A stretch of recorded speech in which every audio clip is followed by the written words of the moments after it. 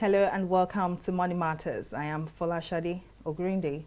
Nigeria's Consumer Price Index, which measures inflation rates, maintained an upward trend of 18.17% for the month of March 2021, which represents 0.82 percentage points higher than the 17.33% recorded in February 2021.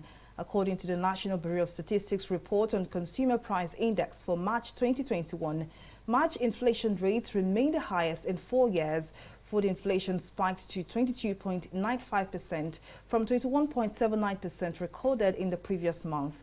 The rise in the food index was caused by increases in prices of bread and cereals, potatoes, yam and other tubers, meat, vegetables, fish, oil and fats, as well as fruits. Now, to discuss the implication of Nigeria's increasing inflation rates on the economy is the Director General, Lagos Chamber of Commerce and Industry, Dr. Muda Yusuf. Thank you very much, Dr. Muda, for coming on Money Matters. Now, the NBS says the inflation figure of 18.17% remains the highest in 4 years. What do you think? What do you make of this? It's a very disturbing trend. And this is a trend we have noticed in the past couple of months. It has a whole lot of implications.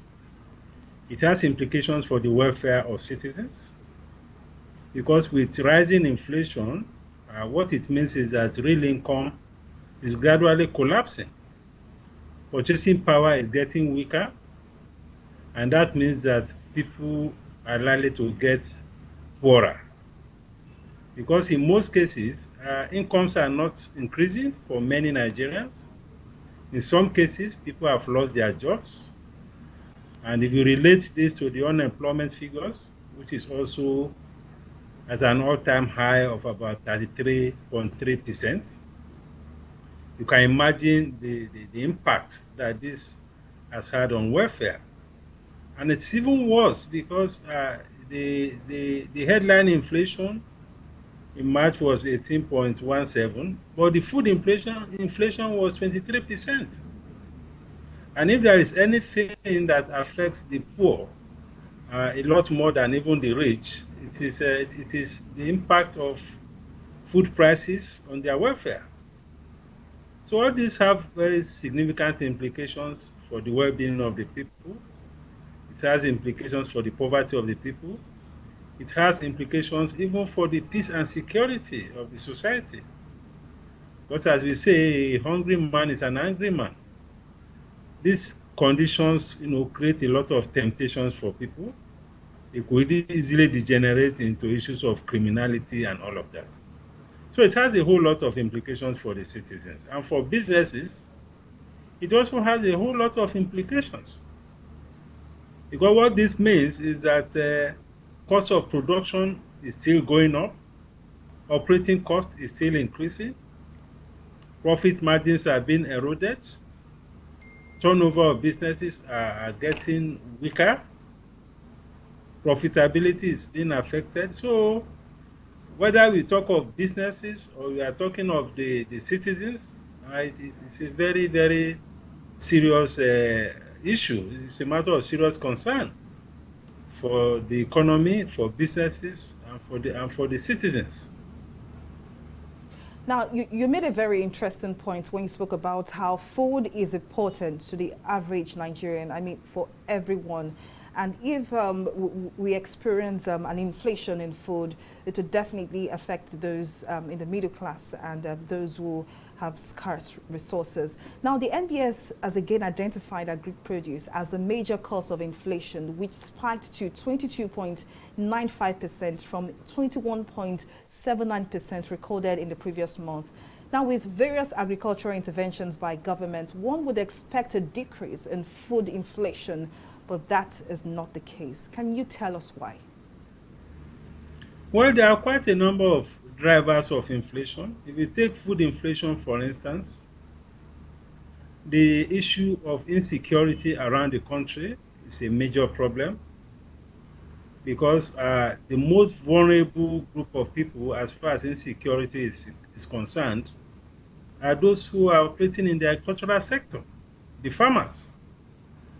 And this is happening possibly all around the country. It's not just an issue that is restricted to either the northeast or the northwest or the middle belt. It's also spreading to the southwest and to the southeast. And the targets are essentially the farmers, the herders who just overrun their farms and all of that. So that has affected productivity and output in agriculture. And in economics, elementary economics, once your supply drops and your demand is constant, prices will go up. So the problem of insecurity that is ravaging the country is a major factor in what we are witnessing right now. Secondly is the challenge of transportation cost. Cost of diesel has been rising on account of the increases in crude oil price.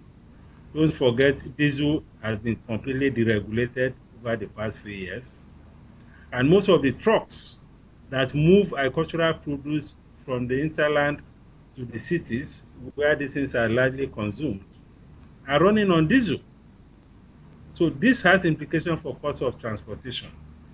We are seeing instances where the cost of purchase of those agricultural products at the farm gate is almost as high as the cost of transporting them from the farms to the cities or to the market. So transportation and logistics is a major issue. Then, of course, we have the factor of seasonality. We are right now not in the season of some of those harvests. And once you are off season, the prices of some of those products like yam and the rest, their prices go up. So there is a factor of seasonality, there is a factor of the logistics and transportation, there is a factor of security, and there's also the factor of the general productivity in agriculture. Because if you look at the demographics of those who are farming now, many of them are aged people. Most young people are no longer in farming. They have all migrated to the cities. So productivity is declining. A lot of rural-urban migration is taking place. Very little application of technology, and yet the population is growing. So these are some of the factors. Of course, there's also the factor of climate change, which is affecting the scope or the size of arable land available for farming, particularly in the northern part of the country. We have a whole lot of issues around desertification, which is affecting the arable land that is available for purposes of farming. So these are some of the factors that have been driving this. And of course, in all of this, there's also the monetary factor. We have since learned that the CBN has been financing fiscal deficits of government over the last couple of years to the tune of trillions of naira.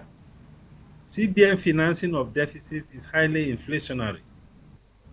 So both the core inflation and the food inflation is generally affected by issue of increases in money supply. Now, Dr. Moda, still speaking on inflation, since 2016, Nigeria recorded double inflation rates. Now, what are the implications of this trend on Nigeria's economy, especially if for April and subsequent months, Nigeria continues to experience double inflation rates? It has implications for the performance of the economy. It has implications for investment. Because if prices are going up, cost of production will be going up. Profit margins will be declining. Sales will be dropping. Some businesses may find it difficult to continue to sustain their businesses.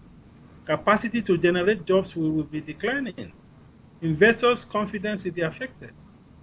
So on the side of the private sector and investment, the impact is very negative and it's very significant and very profound.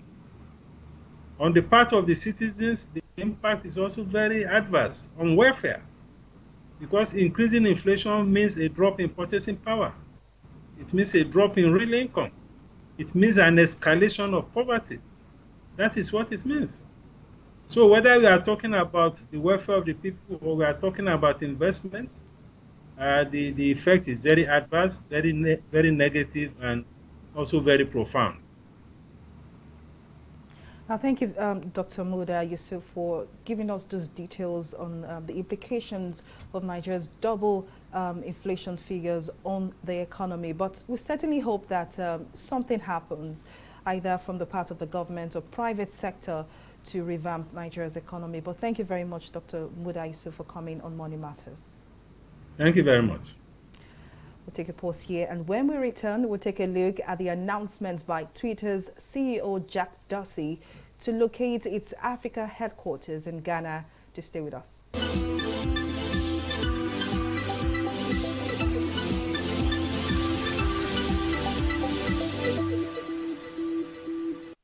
Welcome back. The tech world went abuzz with news of Twitter's decision to set up its first African presence in Ghana. Twitter CEO Jack Dorsey, via a tweet, said open internet, free speech and online freedom are some of the reasons for choosing Ghana as its first Africa location. While Nigerians in the spirit of Pan-Africanism celebrate with Ghana, it's obvious that Twitter's choice comes at a loss to Nigeria. But what are the consequences of this decision for the Nigerian ICT sector? I'm joined now by ICT experts, Mr. OluGbenga Odeyemi, via Skype from Abuja. Thank you very much, Mr. OluGbenga, for joining us on Money Matters. Twitter's decision to expand its location to Africa is, of course, good news to Nigeria and Africa, definitely. But do you think Nigeria lost anything to Ghana? Thank you for having me. First of all, we have to look at it from different perspectives. The first thing to note is that tech is about the community. If a tech environment does not have a viable community, then it suddenly goes away with time. We can look at this from the examples of the Bay Area in San Francisco, where most of the tech giants started from. The success from the Bay Area is primarily because of the large community of tech enthusiasts and tech workers that came to the same place to build stuff. We can also look at it from the perspective of competition. Whether we like it or not, companies are competing against each other, countries are competing against each other, even states are competing against each other. I take example from when Amazon wanted to establish a new office in the US, and obviously all different states were making their case to host the organization, primarily because of the different benefits that will come from hosting that office. So if you look at it from those two angles, you find that it sort of feels like Nigeria doesn't necessarily get the understanding of having the tech community and the cluster of the giants present in our country. And we also definitely aren't seeing it yet as a competition. In terms of ease of doing business, Ghana is ahead of Nigeria. In terms of how peaceful countries are, Ghana is also ahead of Nigeria. These are some of the metrics that international organizations will look at before making such decisions. If we take a look at the reasons that Twitter gave, one of the things that they talked about press freedom, they talked about online freedom, freedom of speech, and they talked about the African Continental Free Trade Secretariat being in Ghana. I think that when you look at the first three reasons, you really cannot fault that decision. These are some of the things that Nigeria has not done well in this regard in the last couple of years. And obviously, in terms of the African Continental Free Trade Secretariat, you would remember that it took a while before Nigeria made up our mind to join and to put pen to paper. I think that overall, it's time for Nigeria to start to find relevance in the things that matter.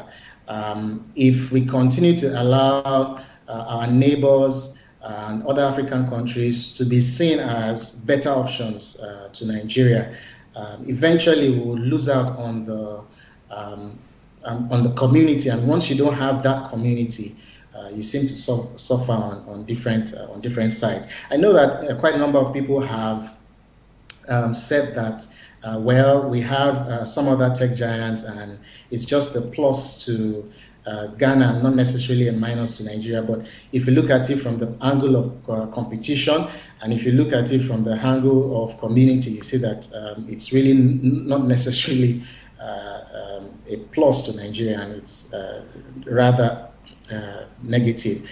To answer the question and to talk about if Nigeria has lost anything, I'll say it in two ways.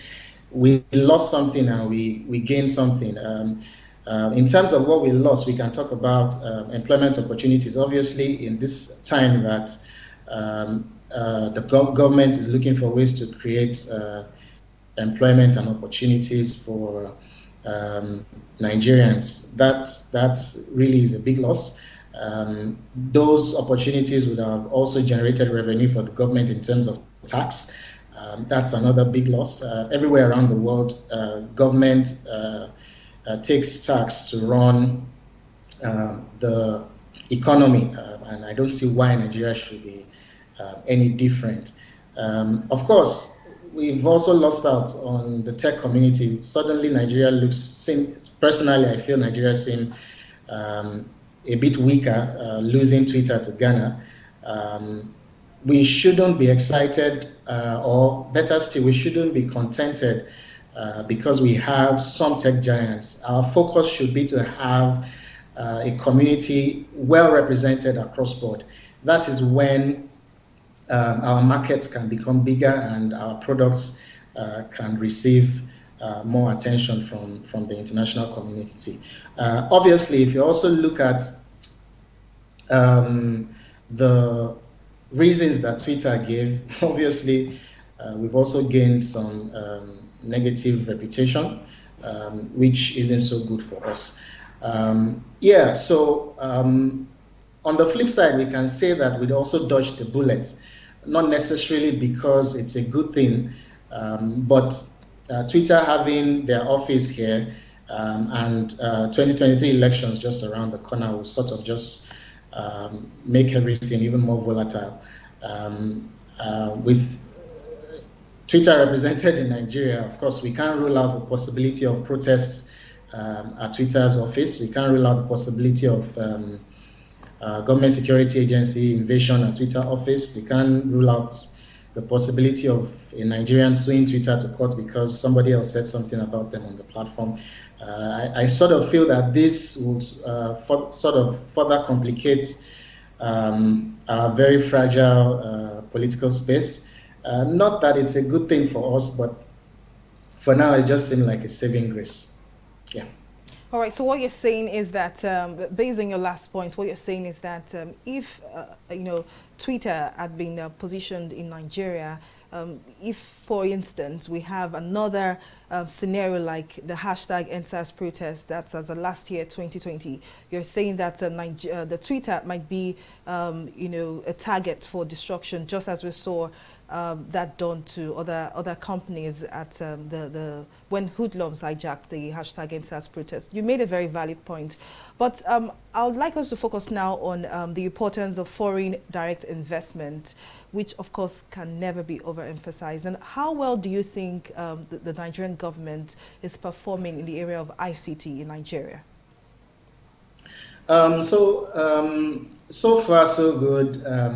I think that the progress that we've seen in the area of tech in Nigeria, in the area of ICT in Nigeria, has not really come from the hands of the government, has come from the hands of individuals, young people, building amazing stuff and solving problems across board.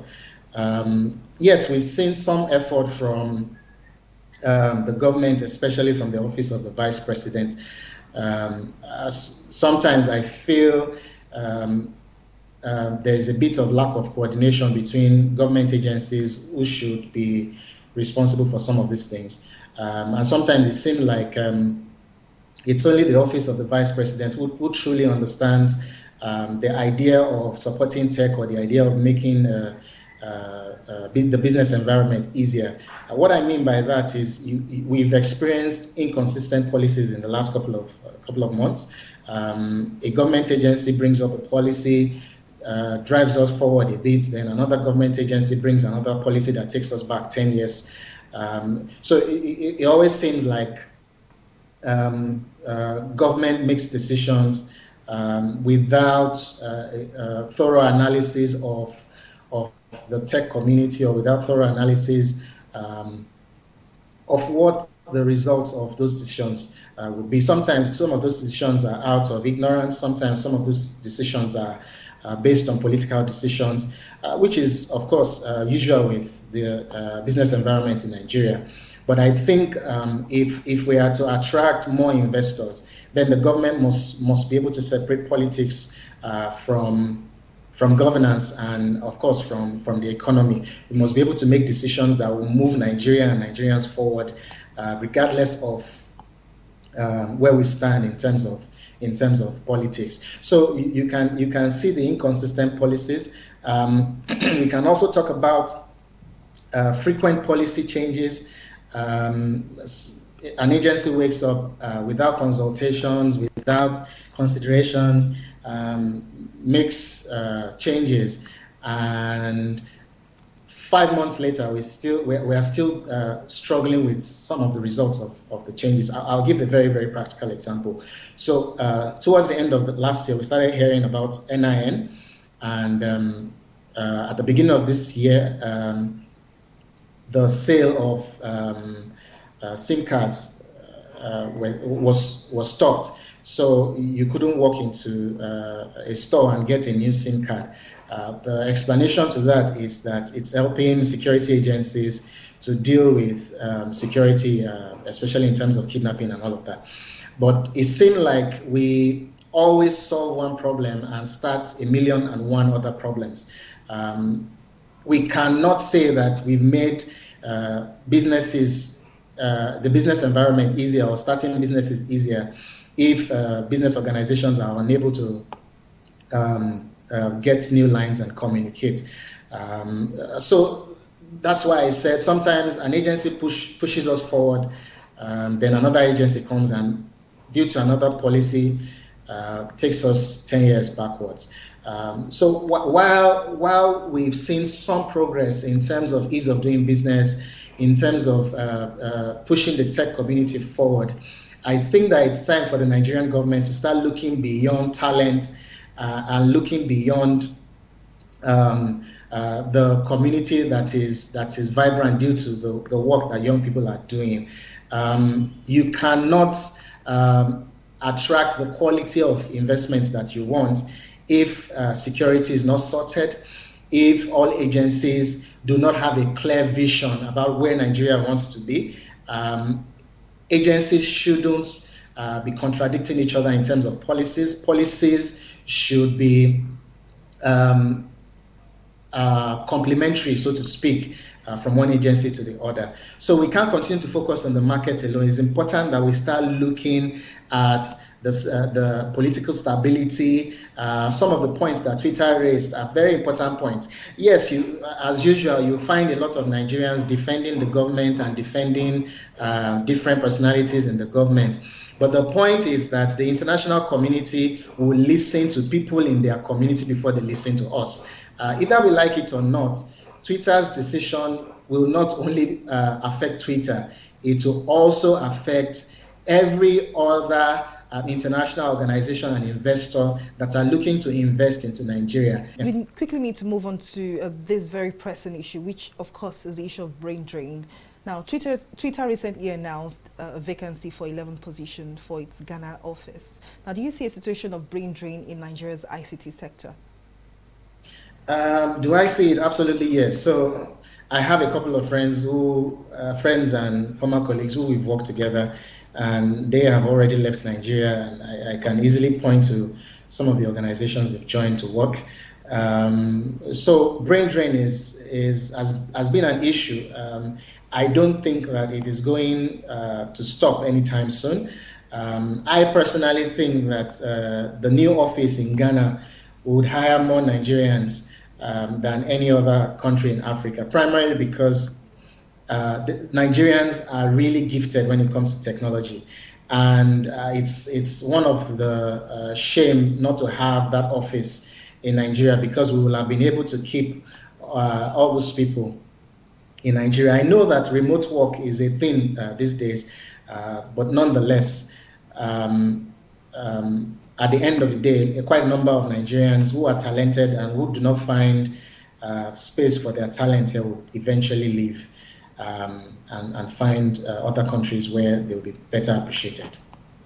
Well, thank you very much, Mr. Odeyemi, for letting us in on all we need to know about Twitter's decision to locate its African office in Ghana.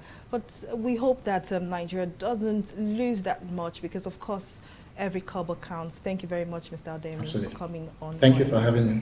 And that's it on Money Matters this week. Thank you for watching. I am Folashade Ogurinde. Bye for now.